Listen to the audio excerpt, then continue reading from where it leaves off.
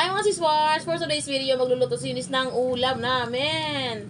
Ang lulutuin niya ay ginisang hipon na may repolyo. Kuwan lang pala, pasayan lang gali.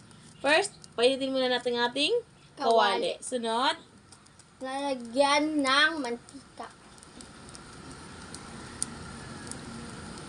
tama na.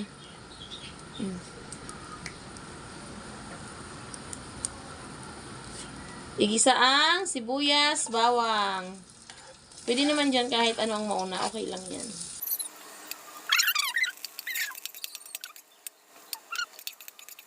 Diba, naamoy mo na siya. Pag naamoy mo na, ibig sabihin malapit na maluto ang sibuyas and bawang. Next naman ay